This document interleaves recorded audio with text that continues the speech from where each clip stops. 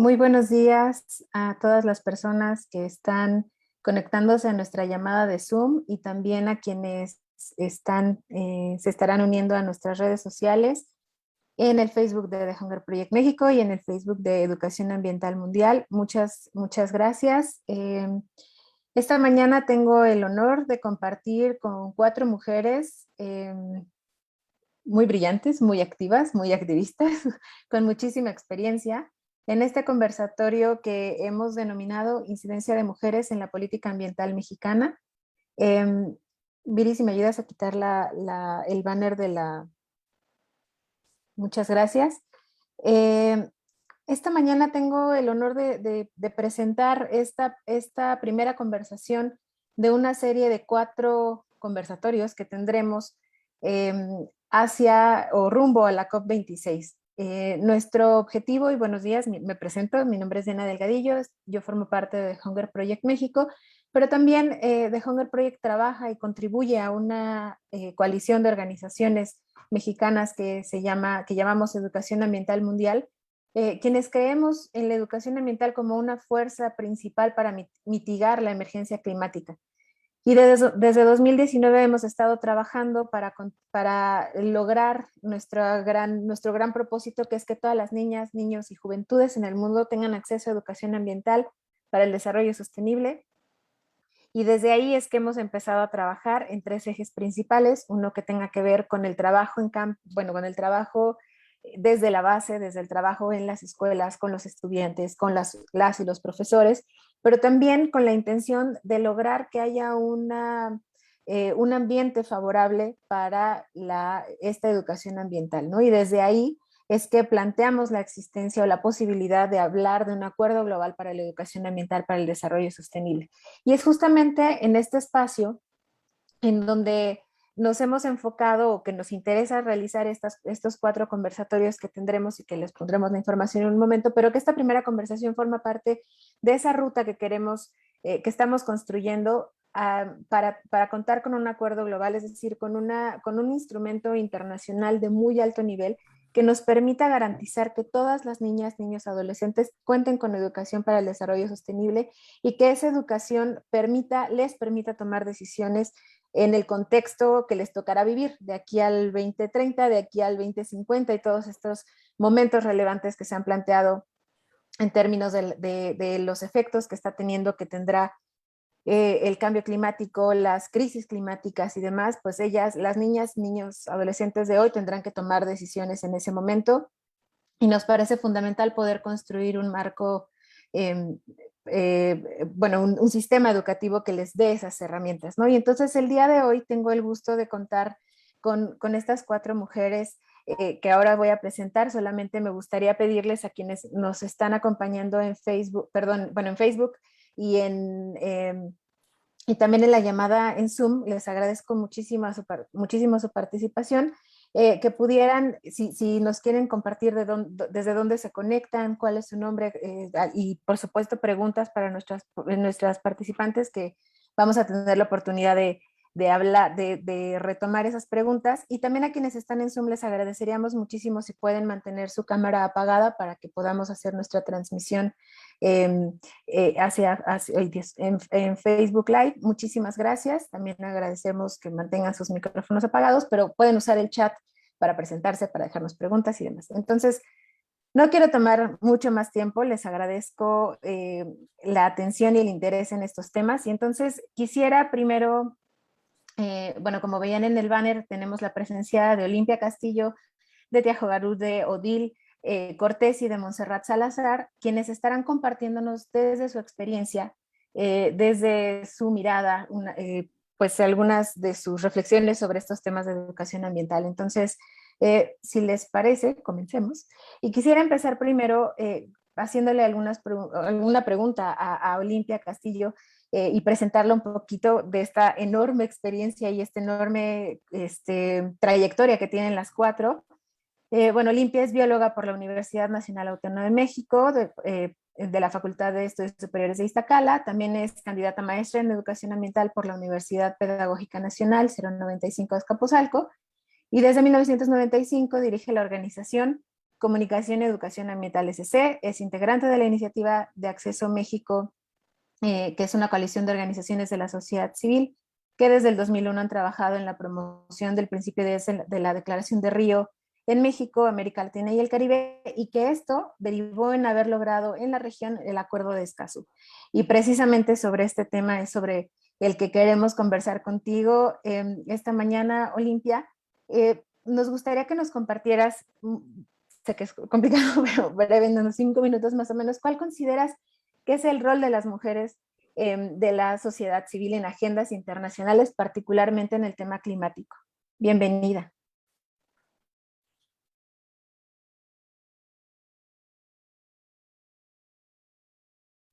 Está silenciada, Olimpia. Sí, gracias. Buen día. Muchas gracias por la invitación. Es un gusto compartir este panel con otras colegas y sobre todo por la oportunidad de invitarnos a conversar sobre este posicionamiento de las mujeres, que si bien, bueno, se han tenido avances interesantes, hay que reconocer que todavía el camino para recorrer es muy largo. El rol que hemos tenido ha sido, creo yo, llevar la voz de las mujeres a estos escenarios internacionales, que es donde desafortunadamente se toman las decisiones grandes, las decisiones importantes, y que luego tenemos que esperar a que permeen hacia los niveles de más abajo para tener efecto. Sin embargo, bueno, es positivo porque van jalando, nos permiten avanzar. Reconocemos ahora que siguen estas grandes brechas de desigualdad que hay entre hombres y mujeres.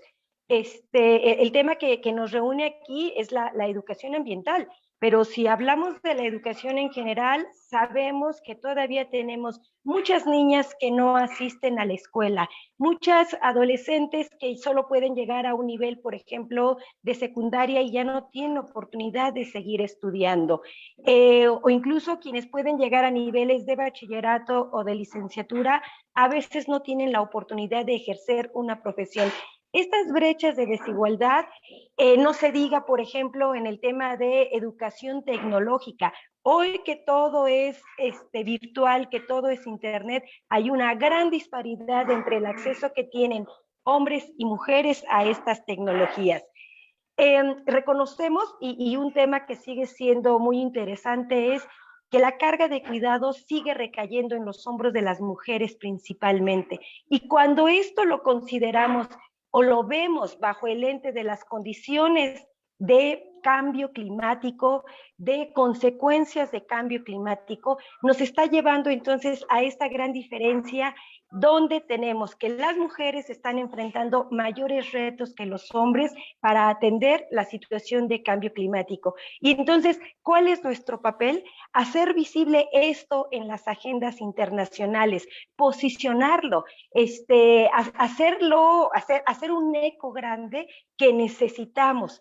Que la voz de las mujeres, las necesidades, los intereses, sus requerimientos estén posicionados en la agenda internacional, porque de lo contrario entonces seguimos hablando de manera general, atendamos el cambio climático, sí, pero atendamos también las necesidades y las carencias que todavía persisten hacia las niñas, hacia las jovencitas, hacia las mujeres en general. Aquí dejo mi primera intervención. Gracias, Diana.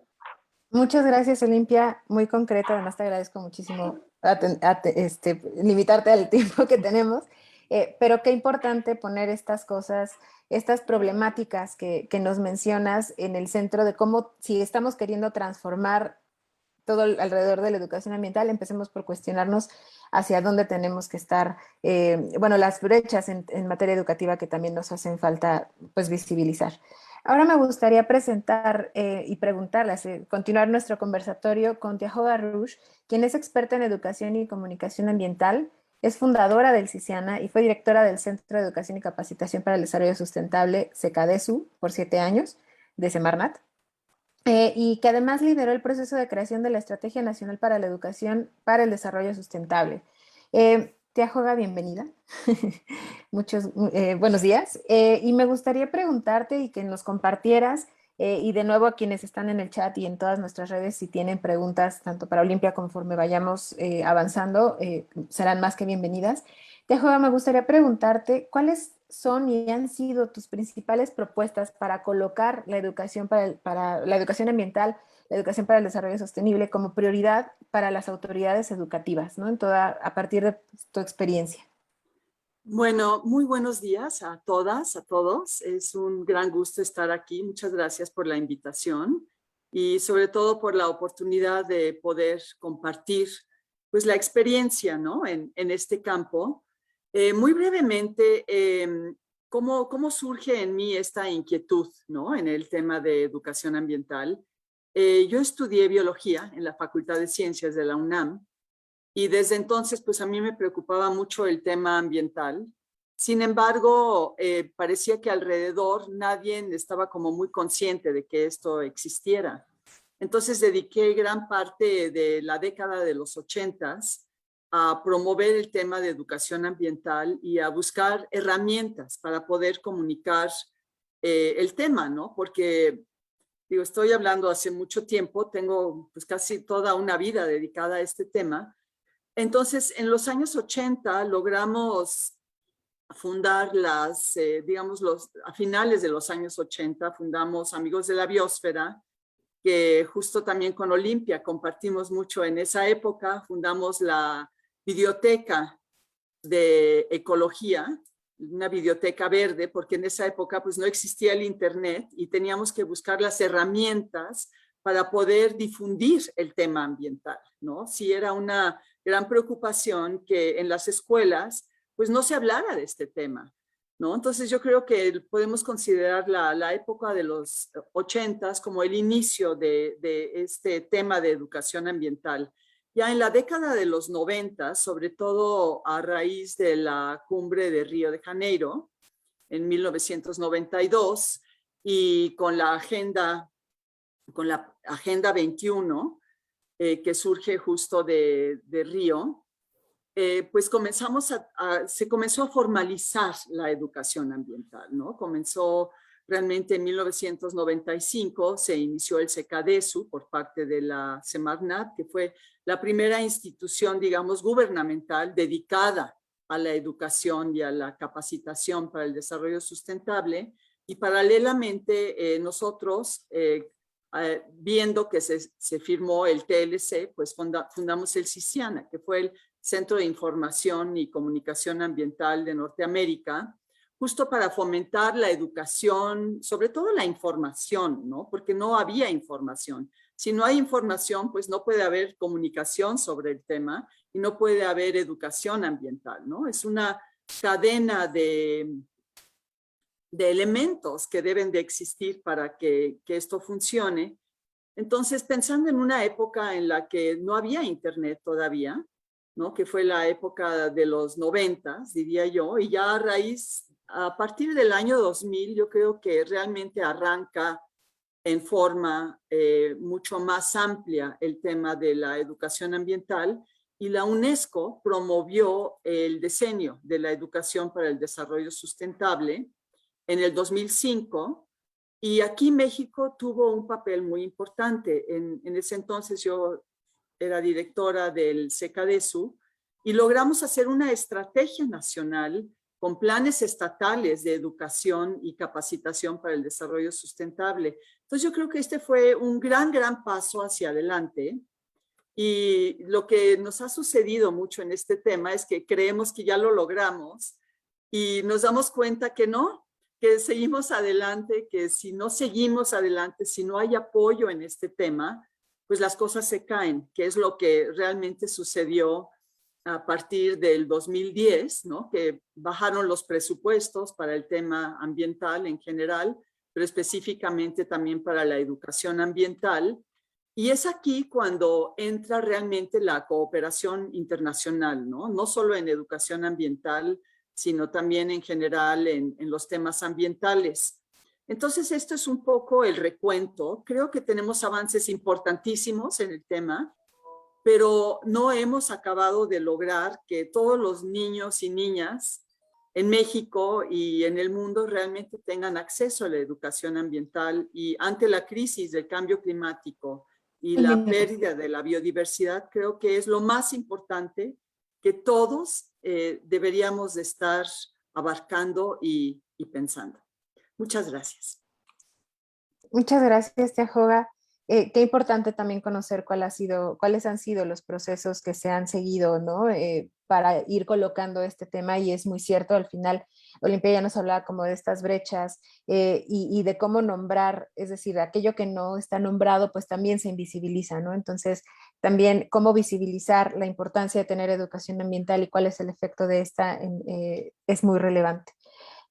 Vamos a continuar ahora, y también me da mucho gusto poderle dar la bienvenida, ay Dios, ahí se acababan los 5 minutos, a Odile Cortés, quien es directora operativa en Integrarse, que es una consultoría en responsabilidad social y es una consultora acreditada del CEMEFI.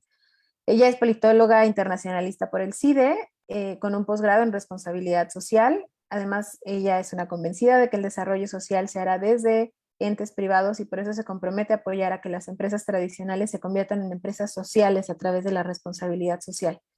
Ella cuenta con diversos reconocimientos. Justo ahora en 2021 fue reconocida por Al Gore con el premio Green Ring del Climate Reality Project por su labor a favor de la sustentabilidad en Latinoamérica, y también fue convocada al encuentro de alto nivel con la vicepresidenta Kamala Harris como una de las 5 mujeres empresarias que discutieron con ella los retos de género en el emprendimiento. Bienvenida, Odile. Y a mí me gustaría que desde tu experiencia y desde el trabajo que has realizado, que nos contara sobre la realidad de estos retos que se tiene cuando hablamos de educación ambiental, cómo se viven en el trabajo cotidiano, cuando hablamos de sostenibilidad, cuando hablamos de la transformación que necesitamos tener en términos de los programas educativos. ¿Cuáles son los retos que identificas desde tu experiencia? Para mí, bueno, de entrada, muchas gracias por la invitación. Para mí uno de los principales retos es que entendamos que no es algo que debe de ocurrir en una materia en específico, ¿no? Hay que tener una perspectiva de sustentabilidad en absolutamente todas las materias. Entonces, me pasa mucho cuando analizo, ¿no?, currículas escolares que tienen una materia de ecología, una materia incluso, ¿no?, el desarrollo sostenible o cambio climático. Ahorita, bueno, yo doy clase en el TEC de Monterrey, entonces el TEC ha hecho una cambio muy importante en cómo se están manejando la sustentabilidad, ¿no?, de manera un poco más transversal, pero no deja de ser una materia. Y creo que tanto en género como en sustentabilidad, las cosas que nos urgen es entender que es una perspectiva global de todas las cosas que hacemos, ¿eh? Cuando hablamos de matemáticas, hay una perspectiva de las matemáticas enfocadas hacia el desarrollo sostenible. Sobre todo materias como economía, ¿no? A mí es una de las cosas que debo confesar que más me frustra. Soy politóloga, estudié en el CIDE es altamente bastión económico, neoliberal, como diría por ahí alguien, y en esta lógica neoliberal, cuando se habla del desarrollo social, todavía estamos hablando de desarrollo económico, y ese desarrollo económico no puede solamente ser dinero, tiene que ser sostenible. Y creo que ese es el reto, ¿no? La búsqueda de encontrar el punto medio en el tema educativo es algo que pocas veces se toca, ¿no? Profundizamos mucho en cambio climático, les digo, estoy dando una materia, por ejemplo, que se llama ética, sostenibilidad y cambio climático. Entonces, estamos profundizando en la versión de ética profesional y la construcción del desarrollo sostenible, pero es una materia, ¿no? Y entonces a mí me encantaría que cuando les hablan de leyes ¿no?, a los abogados, de leyes, deja tus leyes ambientales, de leyes laborales, se pensara también como, ¿no?, la perspectiva ambiental de esto. Entonces creo que eso es de los principales retos, el que se vuelva algo y ya no lo veo tan lejano, porque al final a todos nos está empezando a pegar, ¿no? Hay claramente profesiones en donde si no hablan de temas de sostenibilidad ambiental, están quedándose muy atrás, ¿no? Antes, el ejemplo de derechos, bueno, porque antes en derecho, o sea, de primeros de mis compañeros que estudiaron conmigo en el CIDE, yo me acuerdo que ninguno de ellos hablaron de derecho ambiental nunca, ¿no? O sea, como los alegatos y comercial y mercantil, pero ambiental no era un tema, y sé que ahora es algo que se está incluyendo. Entonces, creo que hacia allá van algunos de los estudios, y nuestro reto también es con los niños específicamente. Repito, ¿no? Darles una clase donde les enseñas a reciclar, o una clase donde les ayudan a hacer experimentos y solo es esa clase, ¿no? Sino que todas las materias, yo di clases en kinder hace muchos años y me acuerdo que tenían una clase que era como ecología, y entonces sí les enseñaban hacer estos experimentos y, ¿no? y traigan, pero cosas como, traigan su bote de leche para que podamos hacer una actividad con esa, pero solo para esa clase. Para todo lo demás, traíamos cosas nuevas, les compraban sus pinturas, ¿no? Entonces, si no tienes una visión global de la escuela, vas a tener una visión de desarrollo sostenible, va a tener una visión de sustentabilidad ambiental, y eso significa que no vamos a permitir esto y el otro, y vamos a fomentar a los niños en todas las materias esto y el otro. Entonces vamos a seguir cojeando, ¿no? Porque va a ser algo que a lo mejor a algunos les interese y a algunos no. Entonces creo que ese es un tema. Y en el tema también de género, por aquí en el chat, luego supongo lo platicar, en el chat nos están contando, ¿no? Que ya hay un cambio importante y que ya hay más mujeres en las escuelas. Yo creo que el problema ya ni siquiera es que las mujeres lleguen a las escuelas, que vamos a decir que sí, porque hay un micro por ahí perdido. Perdóname, Adil, que se está metiendo ruido. Si pueden silenciar sus micrófonos, por favor, si no están... Sí, si me ayudas, por favor.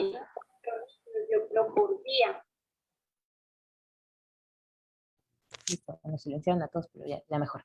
Muchas gracias, Adil, disculpa. No te preocupes. Justo, yo creo que ni siquiera es ya que, o sea, no vamos a cuestionar si las niñas llegan o no llegan a la educación, ¿no? Que la verdad yo no concuerdo mucho con los otros que nos comparten aquí Jorge Suárez, pero si son del INEGI, son del INEGI, ¿no? El INEGI ya no me garantiza nada últimamente tampoco. Pero aún suponiendo que las niñas de verdad llegan a la escuela, el tema es el contenido de la educación que reciben las niñas. Porque a las niñas sí se les sigue enseñando a cuidar los recursos porque hay que alimentar a la familia, pero al niño no. ¿Eh? Entonces, esa diferencia en términos de contenido de la educación, sobre todo respecto al tema de sustentabilidad, que es lo que nos compete en esta conversación, me parece que es algo que tenemos que seguir discutiendo. Muchas gracias, Odil. Sí, efectivamente, creo que hablar de la calidad de la educación y de las diferencias que existen no solamente es en términos del acceso, ¿no? O sea, y además en qué nivel. Puede ser que haya un acceso un poco más paritario en la educación básica, pero después hay otras problemáticas vinculadas a, por ejemplo, uniones tempranas, matrimonios infantiles y demás, que al final caracterizan la realidad que vivimos en términos educativos, ¿no? No solamente en general, y bueno, desde ahí también es importante reflexionarlo, y sin perder de vista el tema de educación ambiental, que es como el centro de lo que hoy nos ocupa, ¿no? Y precisamente como les compartí al principio, la intención de estos conversatorios tiene que ver con ir identificando cuáles son las pistas que tenemos que seguir para elevar todas estas problemáticas, no solamente a transformar la educación en el ámbito nacional, sino también global, dado que los temas ambientales pues no competen únicamente a un país, o si se acaba, o si tengo un problema pasando la frontera de mi país, termina, ¿no? Sino son problemáticas globales y que de esa misma manera tienen que ser abordados. Entonces, parte de este conversatorio tiene que ver con el diseño de esa ruta, ¿no? Y ahora me gustaría presentarles a Montserrat Salazar, quien también nos va a compartir otra dimensión de todas estas temáticas que ya comenzamos a abordar. Monse, bienvenida. Ella es licenciada en Derecho por el ITESM, con especialización en Filosofía Directiva y Gestión de Proyectos de la Universidad de Comillas de Madrid. Es fundadora de Telar Social México, empresa social, y docente de la Escuela de Diseño del INVAL. Desde el 2010 ella ha promovido la ciudadanía activa con el fin de integrar al Sistema Educativo Nacional la educación para el desarrollo sostenible, en alianza con otras varias organizaciones como Reforestamos México, Reeduca y Fundación Educa, que creo que también nos acompañan en esta llamada por ahí. Bienvenidas todas las personas. Y el respaldo, y bueno, además esto contó con el respaldo de más de 60 organizaciones firmantes de los compromisos de Chapultepec. En 2019 ella colaboró en la consecución de la reforma al artículo 3º constitucional, perdón, que es parte de lo que conversaremos, de lo que queremos que nos comparte esta mañana, y actualmente ella es directora ejecutiva de The Hunger Project México. Bienvenida, Monse, y me gustaría que pudieras también compartirnos desde tu experiencia, ¿cómo fue el proceso de construcción de propuestas hacia esta reforma constitucional? ¿De qué estamos hablando? ¿Qué significa y qué implica esa reforma al artículo 3º constitucional? Bienvenida. Muchas gracias, Diana. Gracias, Tía Joga, Olimpia y Odil. Es un gusto compartir con ustedes y siempre aprendo y me encanta compartir este espacio con ustedes. Pues yo les contaría un poco de cómo se nos ocurrió a varias personas en el 2008, 2009, elevar a rango constitucional la educación ambiental. ¿Y por qué digo el año? El año es fundamental. O sea, cuando decides hacer política pública, no es de para mañana. Si te va bien y hay lo que dicen que es voluntad política, puedes avanzar más rápido. Pero creo que es un camino largo y es un camino que requiere mucha paciencia y un manejo de la frustración impresionante. Creo que son cosas en las que yo he aprendido durante estos últimos años en mi carrera en el tema social y ambiental, a tenerlo súper presente y desapegarme de los resultados. Cada uno de los pequeños pasos es los que nos ha llevado a tener hoy, pues plasmado en la Constitución, el tema de la educación ambiental como algo que se tiene que empezar a integrar. No se ha integrado y eso es una realidad. Yo creo, y eso se los comparto porque me da muchísimo gusto ver a tantas mujeres conectadas. Yo creo que es el 70-80% de mujeres conectadas y eso habla del liderazgo de las mujeres y el tema y la relevancia que hoy está en sus vidas estos temas. Creo que, y empezó este caminito, fue justo con la observación. Y la observación, no desde este conocimiento científico académico, sino esta observación de estar yendo a las escuelas, estar participando, estar metida en los huertos, estar metida en todos lados y estar observando y conversando. Siempre nosotros decimos, conversa para que no te lleves lo que solamente tú observaste. Entonces, a partir de ahí, los maestras y maestros nos decían, pues sí, pero es un huequito, es en el espacio que tengo, cuando ustedes vienen, nosotros nos podemos salir a tomar el café. Entonces, ahí empezaba como a generarme esta resonancia de que faltaba algo que fuera más institucional y por mi formación a lo mejor me llevaba a tomar esa decisión, por ser abogada. Pero creo hoy, a los años y el aprendizaje que me ha dado, es que puedes observar, puedes hacer este diagnóstico participativo, pero también tienes que volver a regresar y preguntar si esa es la ruta. Yo creo que eso es fundamental, es un aprendizaje que me he llevado durante estos años. La otra parte fue el gran compromiso que se tiene que hacer para tener y atender el caminito de la política pública. Es un compromiso monetario, de hígado y sobre todo de tiempo, porque es mucho, mucho tiempo el que tienes que estar persiguiendo a los actores para que se puedan mover esas piezas. Y las que hoy me acompañan lo saben bien, ¿no?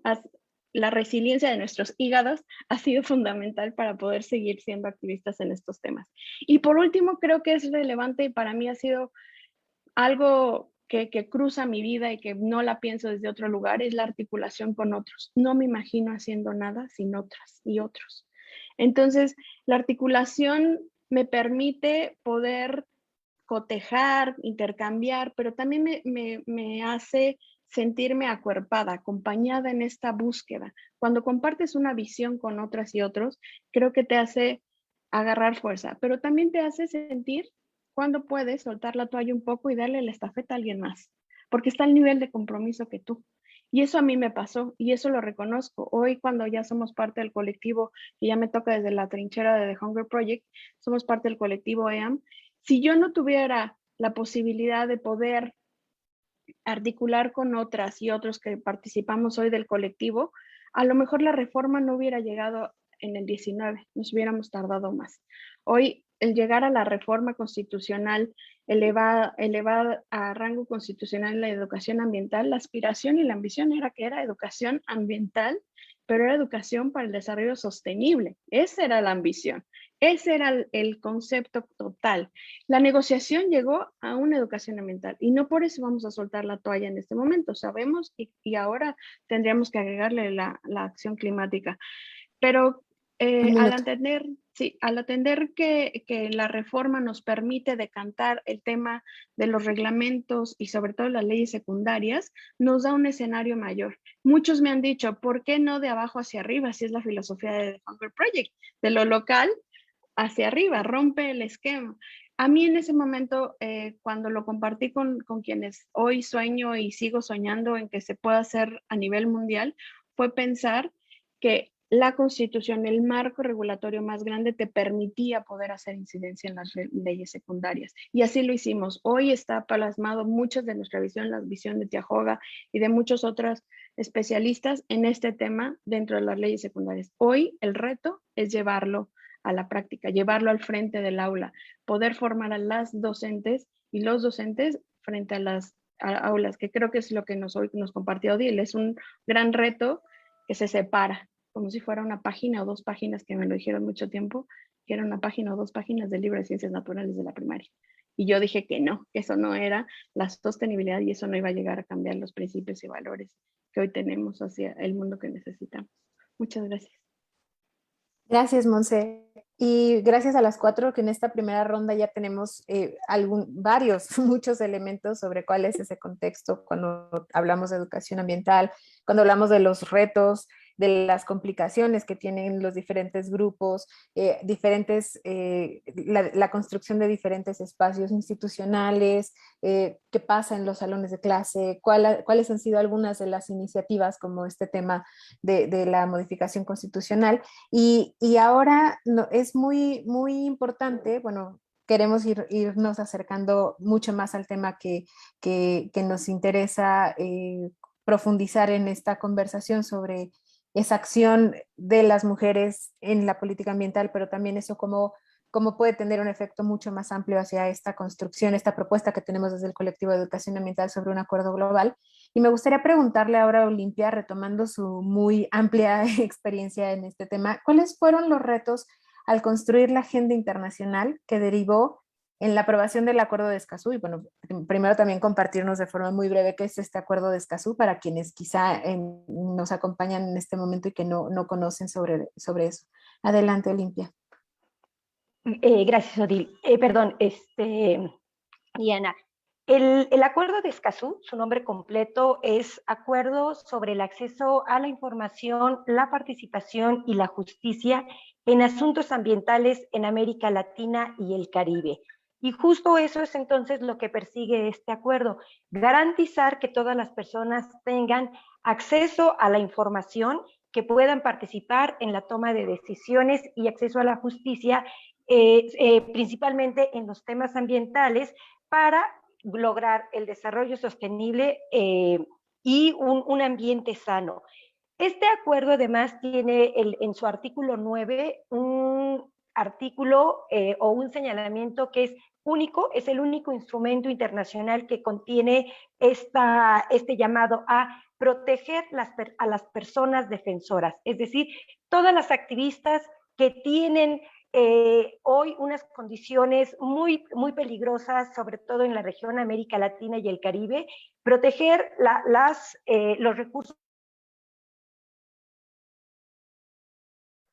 Te silenciaste. Ya, sí, ¿ya me escuchas? Sí, ahí te escuchamos. Ya. Entonces, el artículo 9, que por cierto, comercial aparte, fue una aportación que hicimos las organizaciones de la sociedad civil que participamos en la negociación para lograr este acuerdo. Entonces tenemos información, participación, justicia, protección de las personas defensoras. El artículo 10, que creo que para el gremio que hoy nos reunimos aquí, es el que tiene que ver fortalecimiento de capacidades. Y precisamente este artículo hace referencia a que se necesitan fortalecer capacidades, por ejemplo, de funcionarias y de funcionarios para poder atender estas demandas de información y de participación, que el tema de la educación ambiental se debe incorporar en todos los niveles escolares, y todo lo que ahorita Odile acaba de decir, dije, sí, eso es lo que necesitamos en el artículo 10, porque no nada más se trata de insertar contenidos, se trata de cómo hacemos que estos contenidos ambientales lleven a la participación ciudadana, comunitaria y con las repercusiones efectivas que esto podrá tener. Entonces, el acuerdo nos da una serie de espacios importantes, porque podríamos decir, sí, por ejemplo, México ya tiene una ley de acceso a la información, pero tenemos que ver que el artículo 6 nos hace referencia a la obligación del gobierno de publicitar información. Yo, por ejemplo, soy una quejosa constitucionaria de las páginas gubernamentales que desde la administración pasada hacen todo menos informarte. Ponte a buscar documentos en las páginas gubernamentales y de verdad decías, necesitas hígado, necesitas paciencia y necesitas corazón para poder encontrar la información accesible. Entonces, el Acuerdo de Escazú nos abre estos espacios importantes: informar, participar, el acceso a la justicia. Y volviendo al tema que hoy nos compete de mujeres, sí, yo también leí en el chat, ya hay muchos avances y las estadísticas nos dan buenas cuentas. Les platico que me comentaba una persona de una reunión súper exitosa que se dio en una comunidad para hablar el tema de una presa. Nos hablan de todas las maravillas, quién estuvo, las autoridades, la concurrencia, todo. Y cuando se me ocurre preguntar cuántas mujeres había en la asamblea para hablar de este tema tan importante del agua, no, como fue una reunión muy importante, se realizó en el salón podríamos decirle, el recinto sagrado de la comunidad. Ahí no entran las mujeres. O sea, no hubo mujeres en esa reunión. A partir de entonces, un grupo de colegas nos hemos dado a la tarea de empezar a promover el asunto de que el acuerdo de Escazú tiene que tener esta visión puntual hacia las mujeres, porque si no, entonces vamos a seguir hablando de asambleas exitosas, de reuniones concurridas, en donde no hay mujeres presentes.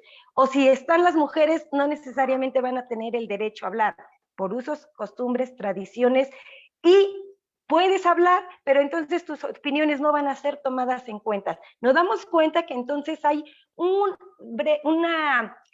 a hablar de estas brechas que siguen existiendo todavía.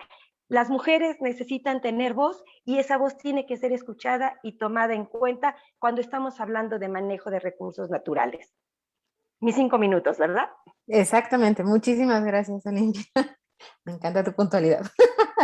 Muchas gracias, Olimpia. Claro, son temas sumamente complejos los que tienen que estar visibilizándose en estos grandes instrumentos y sobre todo el trabajo que llevó a concretar este acuerdo de Escazú con ese nombre completo, como cariñosamente lo conocemos como acuerdo de Escazú.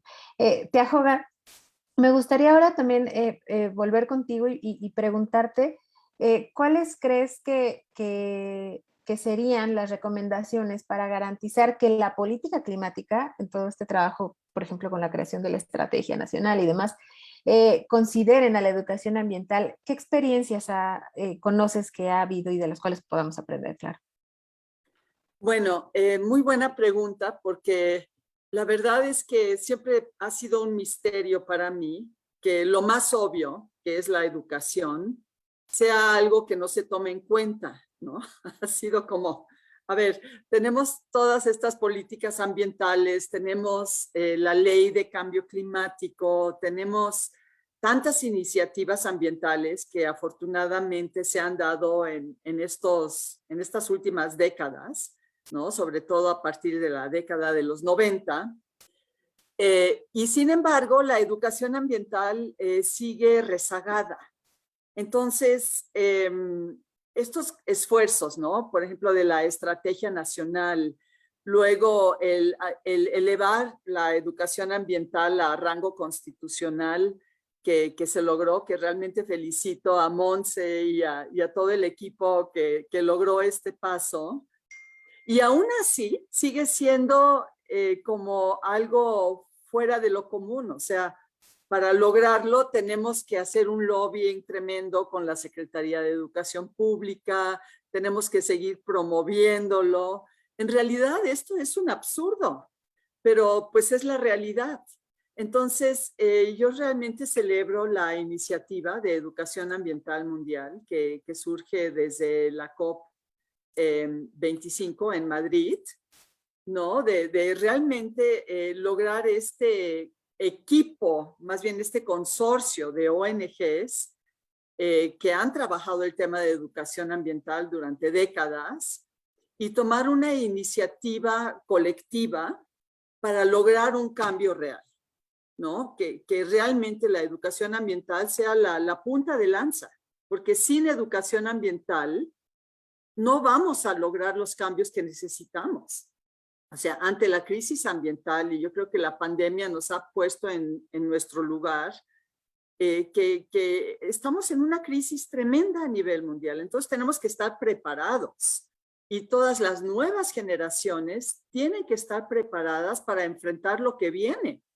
Porque esto de que la pandemia ya casi se acaba, no, yo creo que es el inicio de una gran crisis que tenemos que encontrar la manera de ser resilientes y de realmente innovar y hacer los cambios. O sea, urge cambiar nuestros patrones de consumo, urge cambiar toda nuestra filosofía de vida, urge que la educación sea integral en el tema ambiental, o sea, prepararnos como humanidad para un planeta distinto. O sea, no podemos seguir con los mismos patrones de educación, de consumo, como hemos venido haciéndolo hasta ahora. O sea, nos urge hacer un cambio muy, muy profundo. Y ese cambio profundo no se va a lograr sin una educación correspondiente, ¿no? O sea, es la educación para el desarrollo sustentable, es la educación para el cambio climático, es una educación ambiental, es un cambio total de visión de vida el que tenemos que lograr en esta y en las siguientes generaciones, ¿no? Entonces, yo creo que es un trabajo muy arduo, muy importante, que hay que seguir llevando adelante, o sea, sin parar, con toda la energía que todos los que estamos aquí le hemos puesto, una energía de vida entera para lograr estos cambios. Muchas gracias, Tiajoga. Sin duda, esta energía es lo que mantiene vivo esta y otras muchas iniciativas. Odile, me gustaría preguntarte ahora sobre cómo podemos aplicar todas estas reflexiones que hemos tenido y sabiendo que hay este marco institucional que se está transformando, pero ¿cómo podemos traducirlo en acciones concretas que se puedan aplicar en las aulas? Todo este contexto internacional en las aulas. ¿Cómo transmitimos eso a nuestros estudiantes? Yo creo que la primera de las partes es que todos los profesores, el profesorado, ¿no?, entendamos de qué estamos hablando. Y eso no pasa, ¿no? O sea, yo tengo la suerte, honestamente, de trabajar en una universidad en donde se creó una vicepresidencia para estos asuntos. Pero eso es, ¿no?, el garbanzo de a libra. Eso no pasa en todas las instituciones. Deja tú las privadas, las públicas ya estamos hablando de otra cosa, ¿no? Entonces, me parece que ese es el primer gran paso. O sea, por aquí preguntaba alguien, ¿no?, en el chat, que cómo le hacemos para que la política ambiental tenga... Es que de entrada ni siquiera entendemos lo que significa perspectiva de sustentabilidad o perspectiva de género. Eso no lo entendemos, ¿no? Entonces, hoy mi compromiso es hablar de esto en lugares en donde no se habla, ¿no?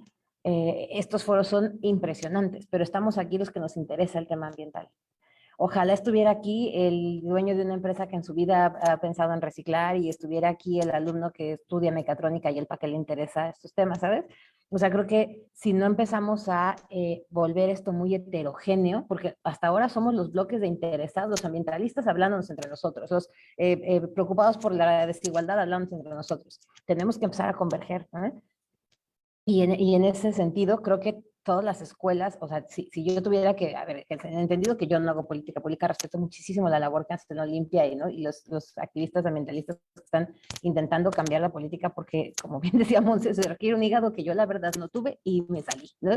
Y entonces me empecé a enfocar a esto, a los cambios individuales. Entonces, para mí es súper importante que que el profesorado tenga una primera visión de, a ver, tú, profesor que das termodinámica, tienes que tener una visión ambiental, y tú, profesor que das contratos y juicios, también vas a tener que tener una visión ambiental. Entonces, poder homologar este conocimiento, porque ahorita lo decía Tiagoga, ¿no? Al final nos pega a todos vamos a ser víctimas de esto, por eso debería de ser algo que nos interese mucho más, ¿eh?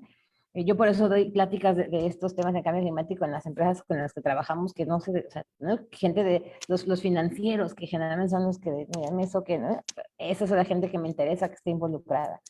Creo que también esa es una cosa que podemos empezar a hacer, ponerle signo de peso a esto, porque sí es cierto que empiezan a volverse espacios que generan dinero. Ayer lo escuchaba de una gran amiga que se llama Laura Ortiz, que trabaja en finanzas sostenibles, y ella decía, en ningún momento habíamos tenido tanto CO2 en la atmósfera que hoy podríamos vender si supiéramos usar, ¿no?, como los mecanismos. Entonces, si lo quieres ver para generar lana, también existe la razón, ¿no?, correcta para preocuparte por el planeta, porque genera lana. Entonces, creo que es encontrar como el acercamiento que necesitas dar para estos temas en las diferentes materias. Y se vuelve muy, muy interesante pensar en cómo lo bajamos a que cada miembro de la sociedad entienda la repercusión que tiene para él. Yo, o sea, convencida de los ODS, me encanta la Agenda 2030, cómo trabajan las empresas, porque yo me dedico más a empresas que a otra cosa, ¿eh? Por ejemplo, voy a sé que estoy presumiendo mucho al TEC, pero el TEC de Monterrey casi todas las materias abonan a los ODS. Entonces, nuestros proyectos están planteados así, ¿no? En términos de qué ODS es el que participas. Pero todavía se está quedando. Ahorita que preguntaba a alguien que cómo podíamos evaluar la política ambiental federal, es honesta, ¿eh? Yo no estoy segura que existe una política ambiental federal, honestamente. O sea, existe un papel, yo no sé si existe una accionable a partir de ello, pero sí existe un informe de los ODS, ¿eh? Y si tú lo revisas, tampoco esos informes están siendo puntuales, ¿no? Todos se quedan en unas cosas muy románticas, muy bonitas. O sea, todos queremos disminuir la desigualdad en las ciudades, entonces hacemos rampas. Pero ¿cuánta gente tienes con discapacidad? ¿Esas rampas en dónde están? Entonces creo que empezar también ahora sí a desagregar estos objetivos y desagregar en el término de la educación, ¿no? Desagregar lo que significa el desarrollo sostenible en cada una de las ramas que aportan a la educación. Eso se va a volver muy vital para que de verdad podamos hablar de una visión sistémica, ¿eh? de desarrollo sostenible, no solamente un acercamiento en paralelo, ni solamente una embarrada ahí en nuestras clases, ¿no? Una visión sistémica del desarrollo sostenible.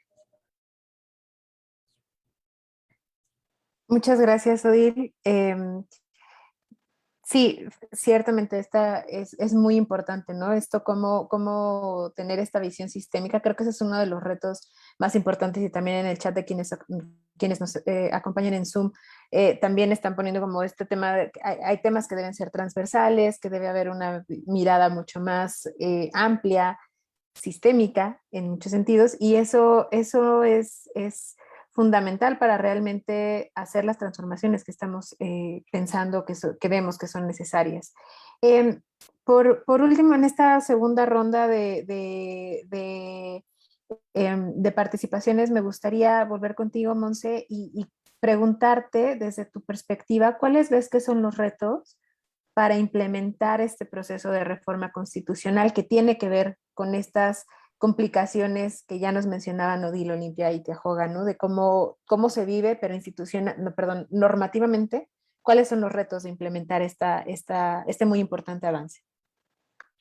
Gracias, Di.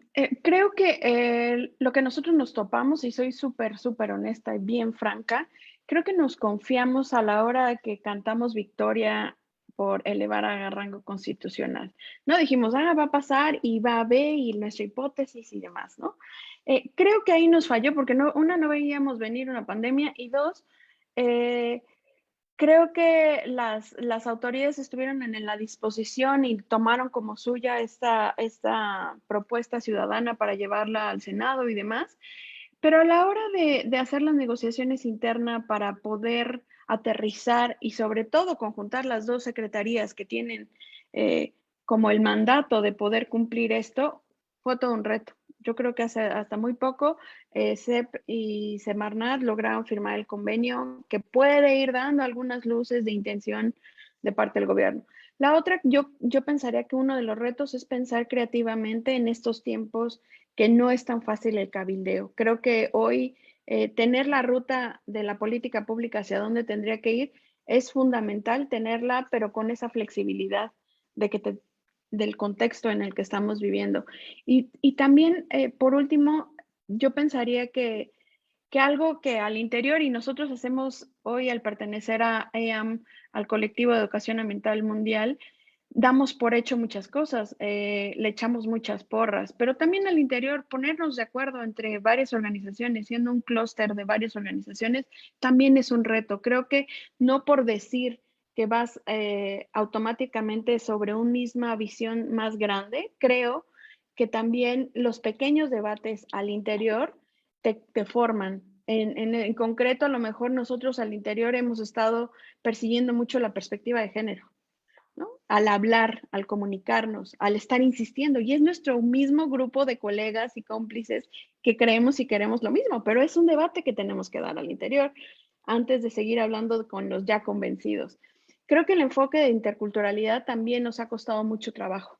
O sea, pensar que la educación es para únicamente algunos tipos de centros educativos o del sistema nacional deja y promueve y puede perpetuar algunas desigualdades. Entonces, también estar siendo guardianes de eso creo que es súper importante. Y algo que creo que nos ha cruzado en algunas conversaciones y que al interior de THP nos ha movido mucho el tapete es también el rol que queremos y buscamos tener en la diplomacia ciudadana. Una es esta articulación con nuestras pares, con nuestros colegas y cómplices de organizaciones civiles, pero también qué rol jugamos frente al gobierno. Hay momentos, y como hoy lo saben bien, la persecución o este escenario no tan favorable para las organizaciones civiles también te pone en un spotlight que no quieres por momentos serlo. Dices, tengo 4 o 5 agendas que tengo que también cuidar, pero que no tengo que soltar eso. Entonces, tienes que ir mediando. Yo creo que ahí hemos sido muy cuidadosas y muy valientes, y así lo hacemos también en The Hunger. Es cómo construimos relaciones efectivas con los gobiernos. Y ahí lo aterrizaría con los gobiernos locales. Esto no va a poder ser solo de arriba hacia abajo. Tenemos que ir con los gobiernos locales. Y hoy el compromiso tiene como que cerrar la pinza. El reto que tenemos como colectivo es cómo llegamos a este acuerdo global ambicioso que estamos buscando a nivel planetario, pero cómo hacemos, como lo bien lo decían en el chat, que los gobiernos locales quieran medirse, que quieran...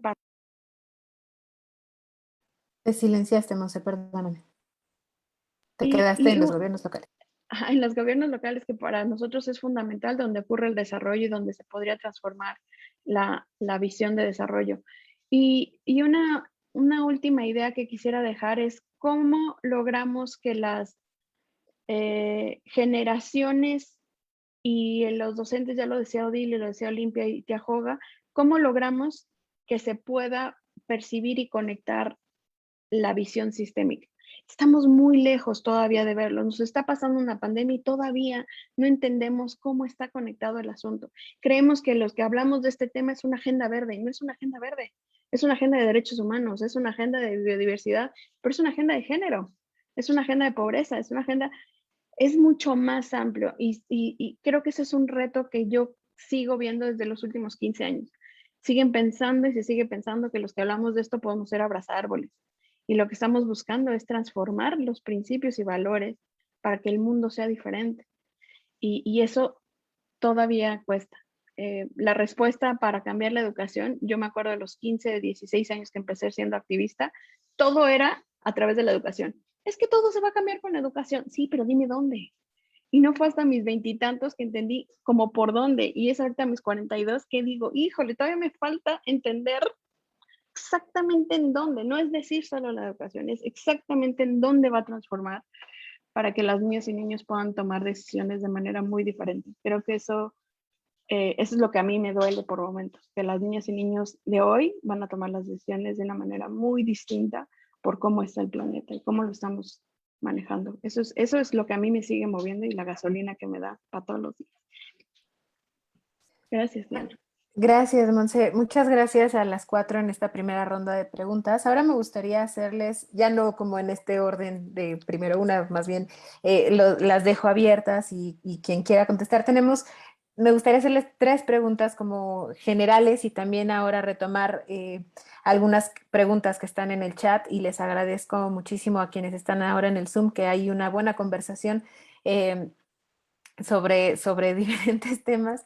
Y también si a quienes nos ven por redes y quieren dejar alguna pregunta, es más que bienvenida. Pero me gustaría preguntarles, y tomando en consideración que nuestro objetivo principal de comenzar a abordar estas temáticas, de hablar desde el género, de hablar desde estas agendas, no solamente verdes, sino las muchas agendas que se cruzan cuando hablamos de educación para el desarrollo sostenible, ¿cuáles creen que serían los beneficios de concretar un acuerdo global como el que propone Educación Ambiental, ¿no? Desde su experiencia, ¿cuáles serían esos beneficios? Y también, ¿cuáles serían los temas que no, ya nos dieron algunas pistas, pero cuáles serían los temas que de ninguna manera podríamos dejar fuera de esta conversación? Ahí sí les daría, quien quiera comenzar de las 4, se los agradecería muchísimo para empezar a tener esta carnita de lo que queremos trabajar hacia la construcción de este acuerdo global. ¿Quién se anima? O les cuento. Si quieren Olimpia, adelante. Sí. O sea, no quería empezar porque en las otras rondas me había tocado, pero bueno, si no se animan las demás, yo empezaría. Gracias. ¿Qué es lo que veo yo de positivo en este programa? Es este enfoque que está teniendo de que es de abajo hacia arriba y de arriba hacia abajo. Definitivamente es bien importante el trabajo local. Ahorita leyendo los comentarios en el chat, sí es bien interesante, por ejemplo, cuando se habla del trabajo escolar, lo que se está haciendo a nivel de educación básica. Pero también, si no atendemos a que esto tiene que venir desde las más altas autoridades, el nivel federal, no podemos avanzar. Y también tiene que ver mucho el trabajo transversal que hacemos las organizaciones de la sociedad civil, porque si algo tenemos las organizaciones es permanencia. Platicábamos lo que nos ha sucedido en el asunto del acuerdo de Escazú. Nuestro trabajo como organizaciones nos llevó a sobrevivir al cambio de 3 administraciones federales. Hoy, ¿qué tenemos? ¿Cuántos años llevamos de sexenio? Y ya llevamos 3 titulares en la Secretaría del Medio Ambiente y cuántas en la Secretaría de la Educación Pública. ¿Esto qué continuidad le da al trabajo? Si luego 6 años no son suficientes, ¿cómo le hacemos cuando tenemos cambio de titular? Porque cambia el titular y cambia la gente hacia abajo. Entonces, esta relación tan importante que necesitamos en torno a 2 secretarías fundamentales, es un trabajo prioritario. Entonces, sí es bien importante esta idea que tenemos de entrar por todos los niveles. ¿Qué tema no tendría que quedar fuera? Indudablemente, desde mi opinión, es el consumismo. ¿Qué está pasando con nuestro nivel de consumo? Porque precisamente el consumismo es lo que nos ha llevado a lo que somos ahora. Me llama la atención cuando se habla de que en las escuelas hacen actividades de reciclaje y muchas veces el reciclaje tiene que ver, por ejemplo, con el PET. ¿De verdad necesitamos PET? O sea, me pasé todos los años de mi infancia y juventud tomando agua de la llave sin mayor empacho. O sea, ¿por qué de unos años para acá se nos impuso que el agua tiene que venir embotellada y que si no es embotellada no es limpia? Sí entiendo que hay muchas localidades donde no lo es, pero de verdad necesitamos PET por todos lados. Entonces, antes de pensar en cómo hacemos una actividad de reciclaje, el punto es cómo dejamos de consumir PET para que no tengamos que producir tantos residuos. Y así nos podríamos ir con muchos ejemplos de tantas cosas que no necesitamos y que la moda, pero que además se nos ha impuesto. O sea, un tema bien particular que tenemos siempre en estos debates de educación ambiental con público universitario, por ejemplo, es el tema de una impresora, que es el colmo que nos sale siempre más barato, comprar una nueva impresora que arreglar la que ya tenemos. Yo guardo mi primera impresora soñando con que algún día volveré a tener el tóner para que la vuelva a hacer funcionar, porque me duró 14 años y llegó el momento en que ya no produjeron el tóner para esa impresora. Esa obsolescencia programada es el tema tan importante a atender y que ahí pasa con el asunto de ¿qué onda con el empresariado? O sea, los recursos naturales son los recursos naturales únicos en este planeta.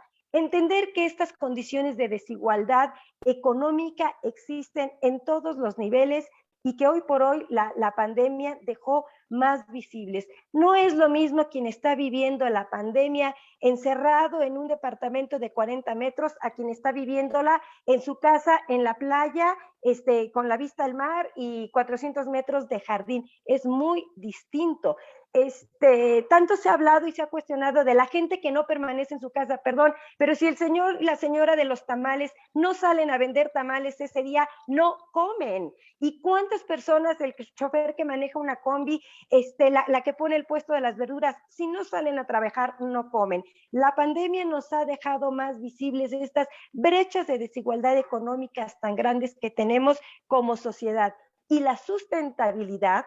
Entonces, la educación ambiental para la sustentabilidad nos tiene que llevar a eso, a eliminar estas brechas de desigualdad ya no entremos en hombres y mujeres, como sociedad nos tiene que llevar a limitarlas, a disminuirlas, porque el planeta es el único para toda la humanidad. Hasta ahí mi intervención, Monse. Muchas gracias, Olimpia. Sí, sin duda, el tema del consumo y todo esto. Creo que lo muy importante que aportas, Olimpia, es ver cómo no es una agenda verde. O sea, hablaste de un montón de cosas que tienen que ver y que no es solamente esta agenda verde como lo que tenemos preconcebido en esas 2 páginas de los libros de texto. Adelante, Odil. Sí, un poco construyendo sobre lo que decía Olimpia, me parece que se vuelve vital cómo definimos el éxito. Yo se lo digo mucho a mis alumnos, ¿no? O sea, cuando pensamos en éxito y desarrollo, ¿no?, de las personas, pensamos en que tengan más, ¿no? Yo justo esta semana con ellos les hacía este ejercicio donde, a ver, cuéntame cómo te ves en 15 años, ¿no? Eres exitoso, ¿cómo se ve? Y se ve en casas, en viajes, en coches, ¿no?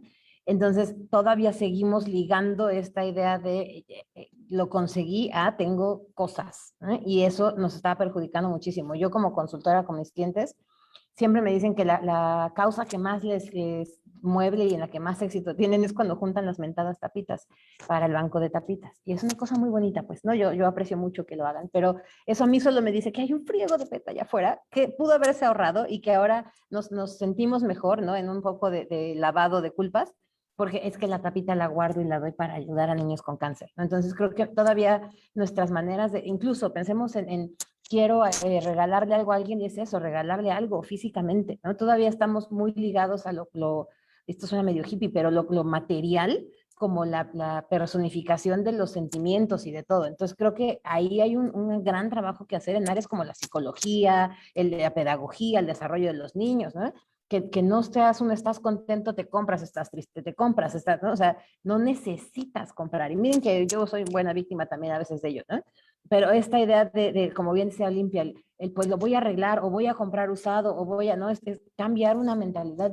Esta blusa, por ejemplo, es comprada usada.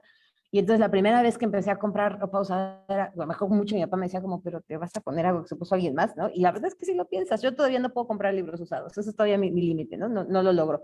Porque mi papá un día me dijo, siendo muy niña, y por eso alguien nos dice en el chat que es vital la educación, mi papá me dijo, no sabes quién estornudó ahí. Y entonces me traumó de por vida y entonces ahora no puedo comprar libros usados, ¿no? Pero la ropa sí porque la lavo.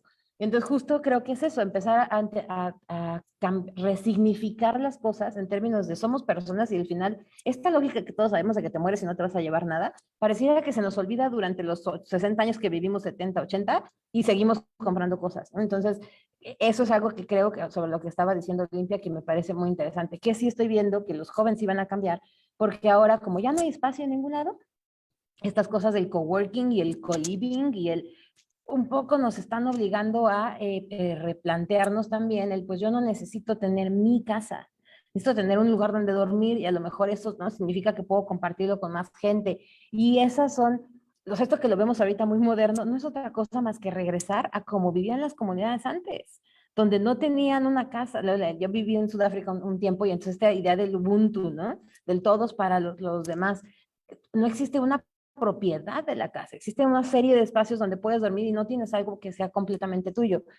Qué triste que ahora es porque no nos alcanza para comprarnos una casa, pero al final estamos regresando a esto, ¿no? A entender, yo diría que rescatemos también lo que ahora llamamos en el NAFTA, en el TLC se negociaba como Traditional Environmental Knowledge, y a mí siempre cuento muchas anécdotas, porque todos estos techs que le llamaban, que eran las personas de las comunidades de los 3 países indígenas que llegaban a las juntas, estábamos en una junta en Boston, y estaban hablándonos, ¿no? De nada, las ecotecnias, el agua, el Lake Charles lo habían limpiado, y se levantó un hombre chapaneco maravilloso y dijo como, sí, todo muy bonito, pero todo esto que están diciendo no es algo que nosotros no supiéramos hacer desde hace miles de años. Entonces ustedes me vienen a hablar a mí de captación de agua de lluvias y de usar hojas y ramas para limpiar los ríos, eso ya lo hacíamos, ¿eh? Entonces, qué lamentable que nos estemos pensando en que, ay, es moderno, pero retomemos ese conocimiento y empecemos a resignificar vaya la redundancia, lo que es el éxito y el desarrollo económico, ¿no? Que no esté ligado a mayores niveles de consumo, eso creo que se vuelve muy importante. Gracias, Odil, sin duda. Monse y Tiajoga, Monse, adelante. pensaría también, y yendo sobre la misma línea, creo que el cambio de mentalidad siempre lo mencionamos y lo dejamos como algo que nos permitiera transformar la situación en la que estamos. Sin embargo, creo que el reto está en que escuchemos para poder generar esos diálogos y esas transformaciones que queremos. Creo que hoy, mientras no me afecte a mí, dejo de pensar en la consecuencia de los demás. Y creo que hoy, para mí ha sido algo súper importante intentar ser guardiana de que logremos conectar las cosas. O sea, intentar que se conciba esto como una red de conexiones de lo que yo hago le afecta al otro y eso creo que te da una relación bien diferente con el ambiente y con tu entorno. Creo, otra cosa que creo que es fundamental y lo damos por hecho y muchos años lo viví fue, le queremos cargar todo a los docentes y a las docentes. Creo que están hoy y más que nunca, hoy creo que están sobrepasados, están queriendo adaptarse y están haciendo un gran esfuerzo, pero cómo acompañamos y cómo acuerpamos a esos docentes que están frente al aula y que tienen 30 o 40 posibilidades de transformar y crear ciertos nuevos hábitos. Por eso la educación para el desarrollo sostenible a mí me hace mucho sentido, porque no es dejar la educación como está, es educar para transformar. Entonces, si tú permites que la educación pueda detonar nuevos pensamientos en las y los niños, puede esto ir generando nuevas mentalidades en ellas y en ellos, pero también cuando ya llegas a la universidad, llegas con otro chip. Tu línea, como dice Odile, tu concepción de éxito ya puede irse conformando de otra manera, se va resignificando. Y creo que la parte en la que hoy yo lo veo con el tema del feminismo y con otros temas que en la casa, al platicarlos de manera normal y cotidiana, permea en mi hija, ¿no? Mi hija toma decisiones a sus 8 años que yo no hubiera podido tener una conversación como la tengo con ella, porque justo es acompaño y se enoja y se indigna por lo que no siente que está siendo integrada o cuando no pasa algo que sienta que la integran en la escuela con ideas nuevas. Creo que ese espacio también tiene que darse. Los maestros a lo mejor y la educación está conformada como para que piensen y sean de alguna manera. Y creo que el acompañar a algunos maestros y poder abrir los lentes y entrenar esos lentes para abrirla a un pensamiento sistémico permitiría que los niños te den las propias soluciones. Yo creo que no hay soluciones de receta en ninguno de los temas, en ninguno. Ahí es creo que el primer paradigma que yo he roto y que a mí me ha funcionado en mi vida. No hay recetas, creo que tiene que haber soluciones diferenciadas y esas soluciones diferenciadas se construyen con la gente que vive y transforma su territorio y su entorno.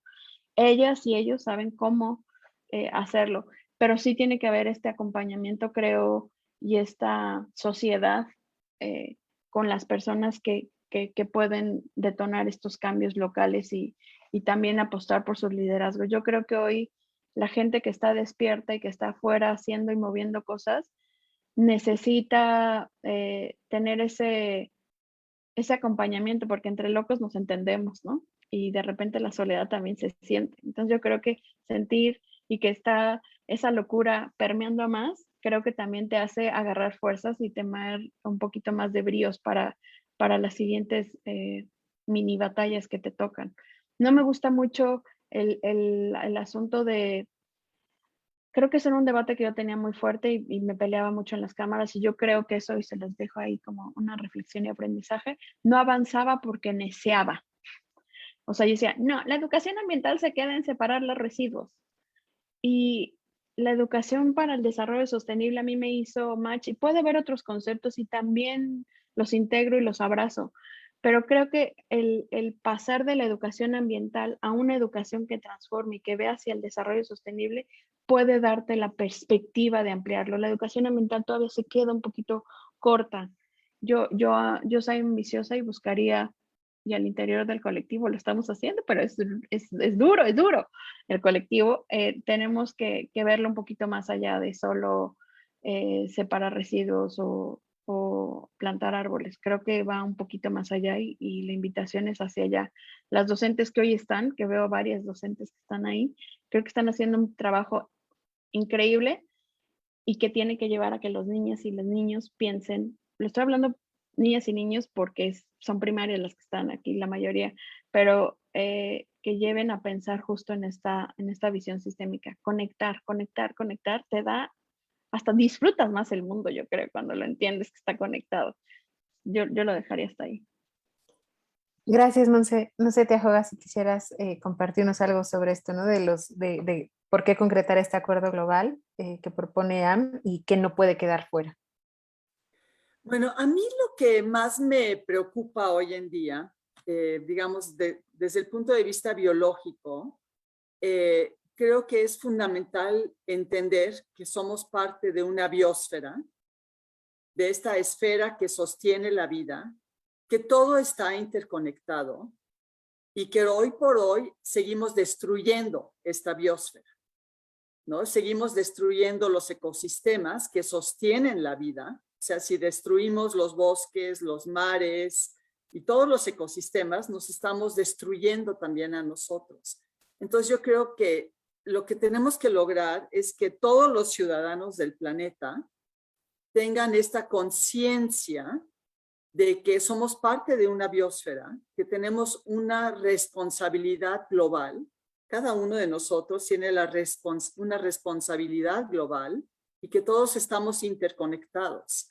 Yo tenía la esperanza y sigo teniendo la esperanza que esta pandemia nos ayude a tener esta conciencia. O sea, no podemos pensar en nosotros mismos o en nuestro país, porque todos estamos interconectados. Nos tenemos que ver como esta biosfera, que es la única que conocemos donde existe la vida hoy por hoy, que en este inmenso universo, que es precioso. Y lo más triste de todo es que estamos destruyendo esta biosfera, ¿no? A una gran velocidad en esta nueva era que es el antropoceno, en el que el ser humano ha tomado pues la batuta sin considerar a todos los demás seres vivos que comparten con nosotros este planeta. Entonces, yo sí creo que tenemos que enfocarnos en eso. Celebro que las Naciones Unidas haya decretado esta siguiente década como la década de la restauración ambiental. Y junto con la restauración ambiental, pues tiene que venir la restauración de nosotros como seres humanos, de conectarnos con los ecosistemas. O sea, en realidad es tristísimo que ya destruimos casi todo. Afortunadamente todavía nos queda algo y que ahorita tengamos que enfocarnos a restaurar. Entonces, yo creo que estamos en un momento muy importante de la humanidad en el que ya existe esta conciencia. Nos ha tomado muchos años lograr esta conciencia de lo que está sucediendo y ahorita pues tendríamos que enfocarnos todos a restaurar, a rehacer, a repensar. Y tenemos muchos instrumentos, tenemos los ODS, tenemos la Agenda 2030, tenemos toda la información y la comunicación que antes no teníamos. Entonces yo creo que estamos en un parteaguas y tenemos la gran oportunidad de hacer una diferencia, de realmente lograr que como planeta evolucionemos y que vayamos al siguiente nivel de conciencia y lograr que toda la nueva generación entre a esta nueva época, a esta nueva era. Yo así lo visualizo, ¿no? Y sí me gustaría pensar que lo logremos, pero sí es un parteaguas de la civilización y la educación, pues sí, tiene que ser educación ambiental, educación para el desarrollo sustentable, una educación biosférica, de conectarnos y de darnos cuenta que dependemos de todo lo que existe en este planeta. En fin, podría hablar mucho más del tema, pero yo sí creo que esto es la base, ¿no? Esta conexión con la vida y con lo que significa y mantenerla. Gracias, Teajoga. Sin duda, hemos tenido una participación bastante activa en nuestro chat, muchísimas gracias. Y hay algunas preguntas que, bueno, hay varias preguntas que se han ido retomando conforme han ido compartiendo también ustedes, pero me gustaría, y aprovechando esta última parte que mencionaba Tejoda sobre esa agenda internacional, sobre los ODS y demás, había una pregunta concreta que decía, los ODS ambientales de la Agenda 2030, ¿dónde están siendo implementados en los estados y municipios? Si alguna quisiera compartirnos un poco al respecto, porque si estamos pensando en esta propuesta de agenda global, o bueno, de tener un acuerdo global, pues no solamente es tener el acuerdo global y listo, ¿no? Sino cómo eso se va aterrizando de manera concreta y que signifique en la vida de las personas, ¿no? No sé si alguna quisiera compartirnos alguna reflexión al respecto. Tiajoga. Sí, yo sí quisiera compartirles en ese tema, ¿no? Porque efectivamente sí existe una agenda del 2030, sí existen los ODS, sí existen los compromisos de los estados y de la mayoría de los municipios, diría yo, algunos más que menos. Ahorita hay muchos cambios en los municipios, pero a final de cuentas, si no hay un grupo en cada municipio que empuje esto, en general, en mi experiencia, las autoridades pues no lo implementan, ¿no? Si no hay una presión social que empuje, fácilmente esto no se lleva a cabo, porque también hay que tomar en cuenta que muchas de las nuevas autoridades pues no tienen estos conocimientos, ¿no? Para ellos también es algo muy nuevo.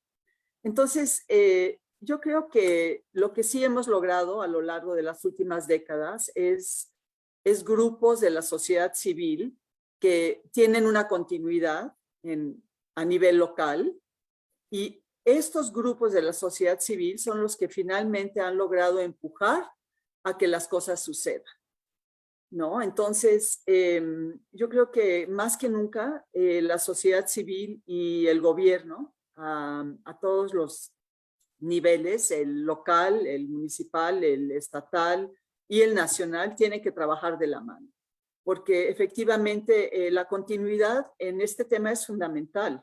O sea, la sustentabilidad no es algo que es un decreto, ¿no? Que ahora vamos a ser sustentables. No, es un trabajo de todos los días a lo largo de mucho tiempo y de muchas décadas, y que no podemos dejar caer. La continuidad en este tema es fundamental. Y yo creo que pues, los que estamos aquí sabemos eso. Aquí seguimos empujando estas agendas, pero sin que se empuje, sin que la sociedad civil lo haga, no podemos esperar que suceda por sí mismo. Desafortunadamente, ojalá me equivoque, ojalá funcionara y que esto fuera ya como algo que tengamos en nuestros genes y que suceda, pero creo que todavía tenemos un buen camino por recorrer. Gracias, Tiajoga. Monse. Creo que, y a lo mejor podemos poner ahí los links. Hay dos esfuerzos que hicimos. Uno es el informe de la sociedad civil, de un estudio que hicimos de 75, 80 organizaciones, en que están involucradas las organizaciones en los ODS a nivel de base.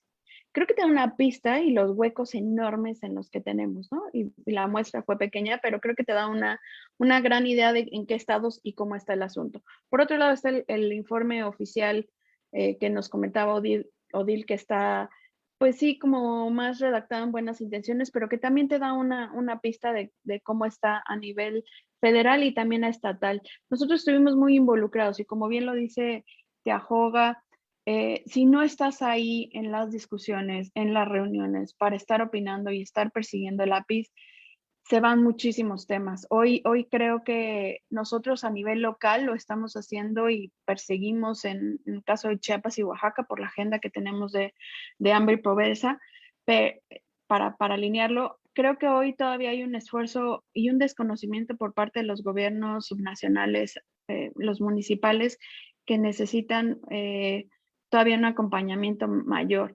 Y estos cambios que vienen ahorita en septiembre y los nuevos las nuevas presidencias y gobernaturas da una oportunidad de reactivar esos consejos estatales, esos OSIs que pueden llegar a medir los ODS. Creo que ahí si pueden dejar los chats de los dos documentos, valdría la pena, y también hay figuras que te permiten hacerlo. Sin duda, comités ciudadanos valdría la pena que sí o sí, nosotros estamos persiguiendo para que se hagan comités ciudadanos para poder medir de manera más cercana el avance en las ODS. Y otra cosa que se me fue en la intervención anterior, yo creo, y volviendo al tema de que nos reunió hoy, creo que el tema de mujeres y el tema de la perspectiva de género en estos espacios todavía sigue siendo muy chiquito. Creo que tendremos que seguir dando mucho más la batalla y también poniendo la perspectiva y sobre todo un enfoque interseccional e intercultural. Creo que también ahí hay un hueco enorme y lo vimos y nos sorprendimos cuando leímos esos informes de los ODS. En particular, si quieren clavarse más en el tema de medio ambiente con el tema de educación, es el 4.7, ahí viene qué debiéramos ir cumpliendo y las metas que tendríamos como país y no vamos muy bien. Entonces, valdría la pena que quien tiene iniciativa y pueda leerlo, vale la pena echarle un ojo. Y por último, la parte de la Agenda 2030, lo hemos dicho, y es una pelea, un diálogo, me gustaría decir, que es un diálogo que tiene que ser tejido muy delicadamente con los órganos que hoy tienen a su cargo la Agenda 2030 para no dejarnos fuera. Hoy a la sociedad civil por momentos nos dejan fuera de esas negociaciones. Creo que es importante no soltar. Y también ahí es pues, parte de un lobbying y un cabildeo que se tiene que hacer. O sea, hoy en economía está la oficina de la Agenda 2030 y tienes que estar persiguiendo y espacios. Hay un Consejo Nacional de la Agenda 2030 a nivel del país en donde hay mesas de trabajo que por momento viven y de repente se desinflan. Entonces, como dice Tía Joga, hay mecanismos, pero tienes que estar pero súper pilas para que no te saquen de la conversación, porque nos ha pasado, ¿no? A sociedad civil, ya nos reunimos, ya concluimos, ya mandamos el documento, y a qué hora nos reunimos porque no fuimos invitadas las organizaciones. Entonces creo que ahí también vale la pena que la sociedad civil, si no es a través de una organización, también se informe y lo pida, ¿no? O sea, hay mecanismos para hacerlo y creo que también puede estar involucrado en esta ambiciosa hoja de ruta que es la Agenda 2030. Gracias, Monse. No sé si Olimpia... Sí, adelante, sí, Olimpia. sí, aquí creo que el cumplimiento de la Agenda 2030 tiene niveles y hay metas que son muy aplicables a un nivel municipal, por ejemplo, y hay otras que sí necesitan pasar por el contexto federal. Pongo dos ejemplos, ¿no? La meta que nos dice que todos los niños y niñas menores de 5 años tengan su acta de nacimiento. Eso en México todavía hay un rezago bien interesante y ya no solo niños y niñas, personas jóvenes que una se topa por la vida, que no tienen acta de nacimiento. Y eso, por ejemplo, donde se detecta es en el caso a nivel parroquiales, que llega gente solicitando un servicio parroquial y no tiene un acta de nacimiento. Jóvenes, ¿no? Personas jóvenes que siguen sin tener un acta de nacimiento, y eso compete mucho a nivel de los municipios. ¿Cómo le hacen los municipios para que a ese nivel pequeño toda su población tenga su acta de nacimiento? Y hay otros, pues como la meta que nos compete más en este gremio, que es la 4.7 de la educación para el desarrollo sustentable, sí necesariamente lo que se está haciendo ahorita, ¿no? Manejarlo a un nivel más amplio, porque ese sí tendría que permearnos en lo que se refiere a decisiones trascendentales para poder avanzar. Y hay otros que... efectivamente, las organizaciones de la sociedad civil hemos ido movilizando y nos hemos ido interesando para lograrlo. El tema es que es increíble, pero ya nos quedan cada vez menos años. El 2030 ya está a menos de 9 años, y entonces, ¿qué tanto vamos a lograr sentir que avanzamos y resolvimos? ¿Y qué tanto los números y los datos en general van a permear? Lo que tú mencionabas ahorita es bien cierto, Montserrat, que muchas veces estamos las organizaciones impulsando, trabajando, y cuando tú presentas, por ejemplo, indicadores al INEGI, nada de eso es tomado en cuenta, y entonces horas intensas de trabajo de las organizaciones por aportar, simple y sencillamente no se tomaron en cuenta. Está también el trabajo que están haciendo, creo yo, muchos municipios que han ido incorporando la agenda en sus planes municipales, algunos estados también.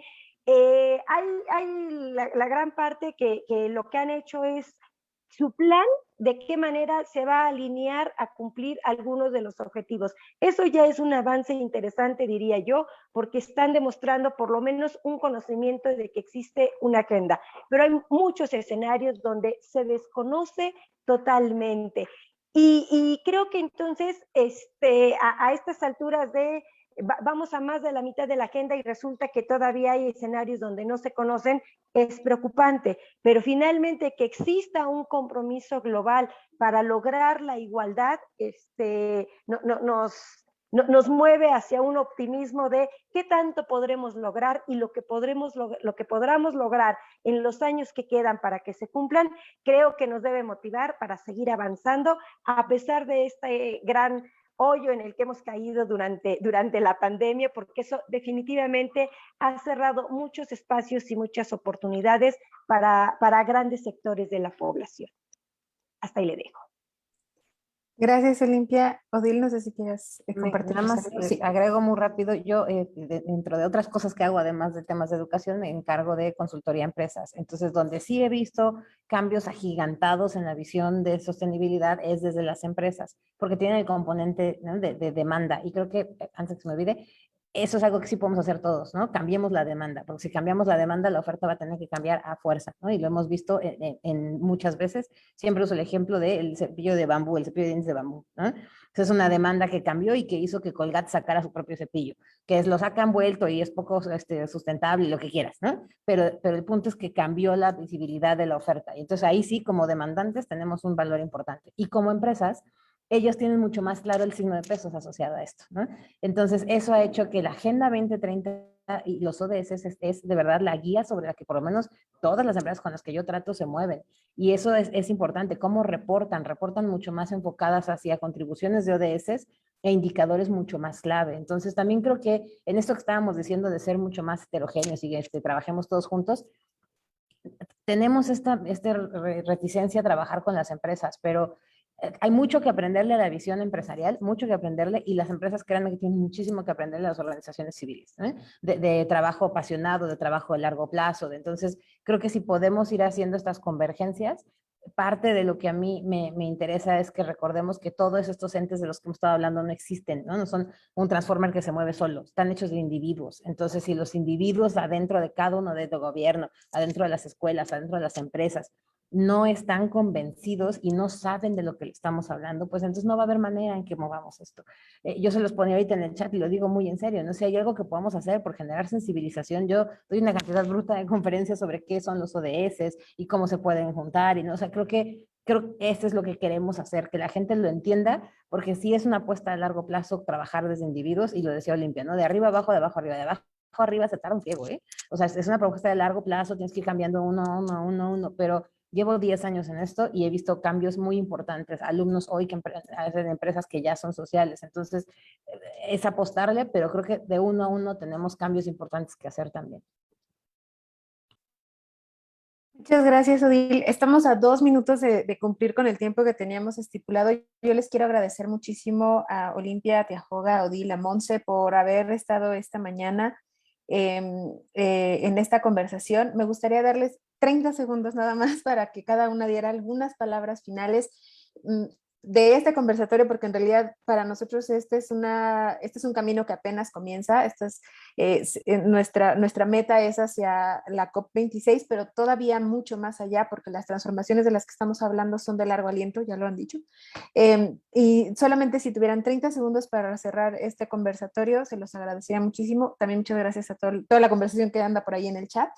Y si les parece, para no tardarnos, adelante, Tía Joga, veo que tienes el micrófono abierto.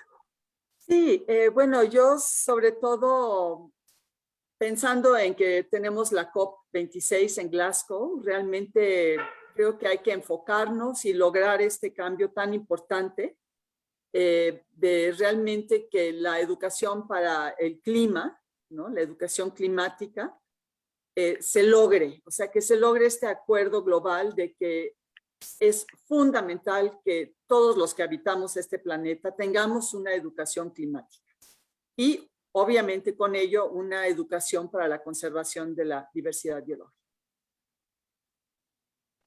Gracias, Tejoga. Olimpia. Hay una frase que alguna vez leí y que es muy cierta. La educación no va a cambiar al mundo, pero sí va a cambiar a las personas que podrán cambiar el mundo. Y todas las personas que estamos trabajando en este ámbito de la educación ambiental tenemos una gran oportunidad hacia la transformación y que no es un trabajo de poco tiempo, es un trabajo de gran aliento, pero sigamos compartiendo este entusiasmo por lo que venimos haciendo y adelante, ¿no? Con este optimismo. Y el acuerdo de Escazú en el artículo 10 tiene una gran oportunidad de incidencia para el trabajo que hacemos en educación ambiental, así que a trabajar en esto y con esta perspectiva de género que es tan necesaria. Y gracias por la invitación a este conversatorio. Muchas gracias, Olimpia. Odil. Un poco, ¿no? Cuando hablamos de política pública hablamos de lo público es la gente, ¿eh? Y la gente son individuos. Entonces, para mí siempre digo que mi lápida va a decir, las acciones individuales tienen impacto en lo colectivo. Tengamos eso siempre en mente, ¿no? Las acciones individuales sí tienen un impacto en lo colectivo, para bien y abrir la mente a nuevas perspectivas, pero sobre todo acuerparnos. Vi demasiados comentarios y demasiadas mujeres y eso a mí me llena el corazón de gozo. Muchísimas, muchísimas gracias. Muchas gracias, Monse. Tejoga, Odil, Olimpia, nuevamente muchas gracias. Vamos a ir cerrando nuestra transmisión en Facebook, no sin antes el comercial de nuestro siguiente conversatorio, que será en el mes de septiembre. Les voy a poner acá la liga para que también se puedan inscribir. Y en esta conversación vamos a hablar de juventudes rumbo a la COP26, hacia una mayor participación de jóvenes en educación ambiental y climática, que será el 22 de septiembre. También se pueden inscribir. Ahora les dejo el chat tanto en redes sociales como en nuestra llamada en Zoom. Y muchísimas gracias. Que tengan muy buen día.